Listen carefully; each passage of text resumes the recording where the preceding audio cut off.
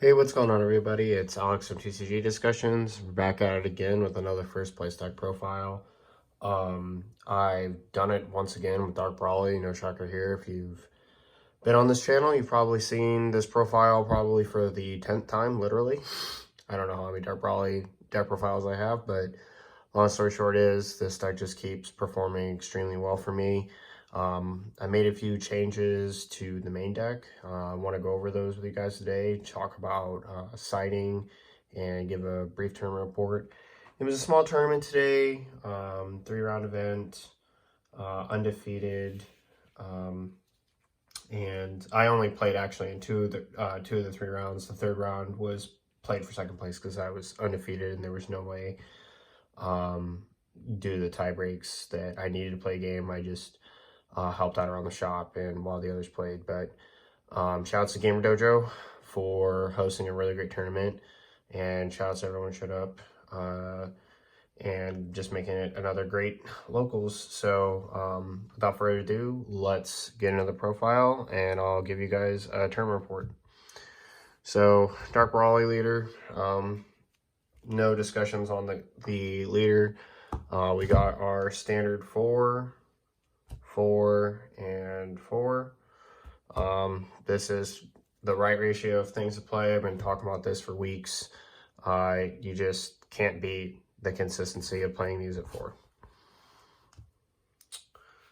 Same thing, pretty standard for my other list. We got 4, 4, and 4. And again, consistency. Realm Ravager continues to become the best card in the deck. Just being able to hit a card out of my opponent's hand is huge. In doing that in tandem with Demigra is insane. So, yeah. On to the next 4 cards. We play our 2 7-drops and our 2 Heartfelt Plea, very standard.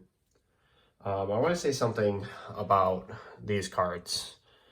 Every single tournament I'm playing in, they continue to get worse, to the point where I actually may cut at least Heartfelt Plea from the deck, if not both. The main reason why I'm considering doing that is simply because I'm never really playing this card unless I have this in hand, and I feel like I'm using resources to try and find this card if I don't already have it. And that isn't bad because the deck can function extremely well on its resource management, but there is kind of a weakness in it, and that it is a play you always go for. So, like, if you have the opportunity and if you really want to rush your opponent down, this card, Heartfelt Plea, obviously is going to be really good, but it just may not be necessary, like, at all. And I think Marcel Russell topping kind of challenged this idea, and I challenged it today in my final round, testing it by siding this package completely out of the deck. Just to see how the deck functions, and it's actually pretty freeing. You don't feel like you're missing an opportunity to make a specific type of engine work in the deck that you don't have to like have, or it's just dead for the game. Like that can be a serious weakness. Also, my final round was against blue, and God Sealing against this combo is really big because you're forced to play it at a specific time. And yeah, you force the God Sealing out on this specific play, which basically doesn't cost you anything, and it costs them a God Sealing, of course, but that at the end of the day, like, you can bait out God Sealing with so many cards. Like, it just doesn't seem that great anymore. It's good, don't get me wrong. I'm not speaking blasphemy. It's really, really good. But this is just having a more lackluster appeal, so it's something I may consider cutting from the deck. And I'll talk about some cards that I might play in this card stead by either increasing these ratios when I get to the side deck. So on to the continued best card of the deck, Demigra. No shocker here. It's just the best card you can overwhelm into, period. It's amazing. We play 2 Secret ID. I said I was going to play this in every list and that I have for the rest of my life, and I mean it. These cards are insane. Against blue, just being able to warp all of Obini's tokens and this card just comes up all the time in every matchup that I'm playing in tournament. Next, 2 Gravy and Demigra's Thra. Really good. I really like this card for the deck. This is the sweet spot, as I've always said in my previous profiles, and it continues to just be really good, high impact at 2. And then an adjustment from the list, we play 1 SS3. The second one is Sighted.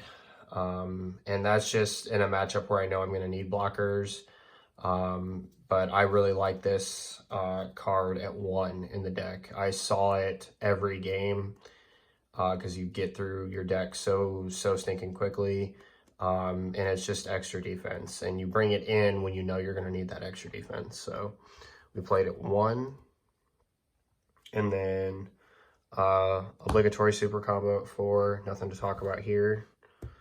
And then we got 2 Furthering Destruction Champa. We cut a Gohan for the Champa here, and it served fantastically. I saw it more often, was able to put pressure on for a game, and even though it didn't win the game, the threat of it winning the game, basically drained my opponent's resources when I shotgunned my leader. So it's a really powerful card. If you're gonna shotgun, I always suggest doing it with your leader, because you can pump your leader up to godly powerful heights and basically drain your opponent's entire hand on a lethal swing. So even if it doesn't kill, which against Dark Brawly is the same thing as signing a death warrant. Next, we play 2 power bursts. Not 2 power bursts, 4 power bursts, sorry. Not a lot to say here. Still the same reasons you play it at 4. Consistency. This card's insane. It gets set up so quickly in your deck. 2 Protector of the People, best negate in the deck, hands down. And then lastly, we play 1 Supreme Kai. Not a lot to talk about there.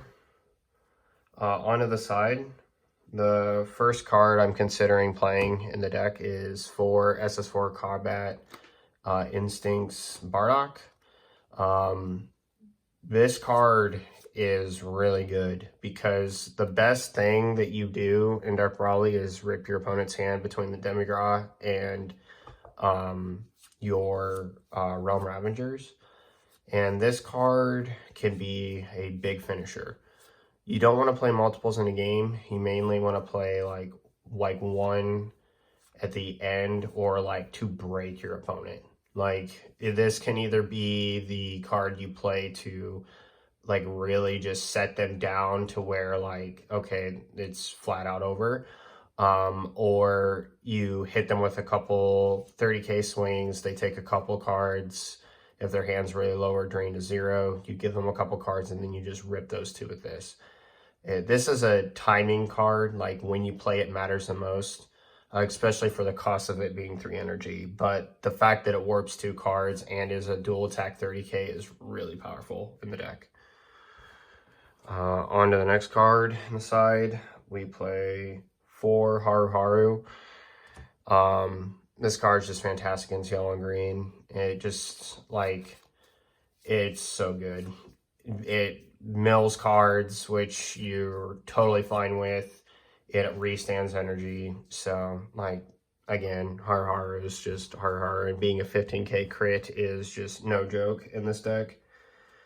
And then we have 4 Mecha Gabora. Not a lot to say about this card either. Fantastic. You bring it in to stop key plays.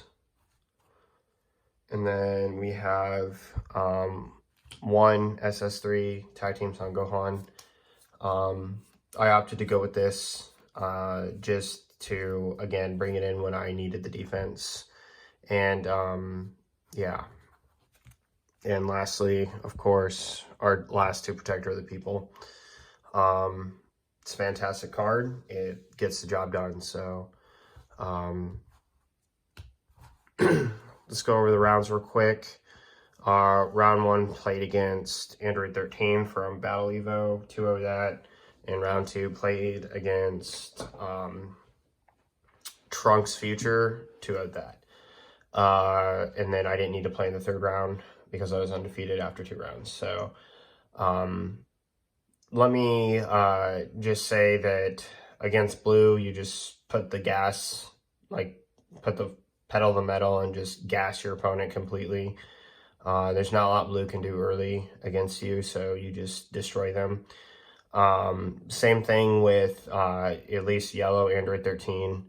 You're basically going to try to do that in most decks that don't do what you do. So, you know, you might put the pressure on against like Red Brawly, for example, but you'll do that very cautiously. You don't want to really tap out against them. There's just matchups where you play your game a little bit slower, but in a lot of those like slower decks that don't accrue cards very quickly, or you can, you know, you have cards in your deck that out what they do, like blue has a Boony, but with Secret ID, Uncontrolled Berserker, Warping a Boony, and swinging at the tokens if you want, like a Boony just doesn't do anything. Protector of the People just makes the Obuni really bad, and you can just really punish your opponent to committing to plays like that. So, you know, and Dark Brawly as a deck, especially going to set 13, is going to be extremely relevant considering it's getting more support. It's going to get a more aggressive card in the Shenron SCR as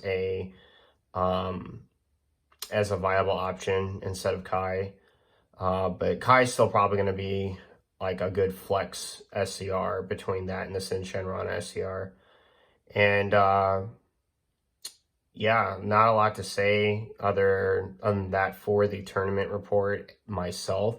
I do want to talk about something that happened in another game. So in round 1, after I finished my game, I was observing game 3 between Trunks and Invoker. And the Trunks deck sided in Rebirth of Justice with the 100% Overdrive Frieza.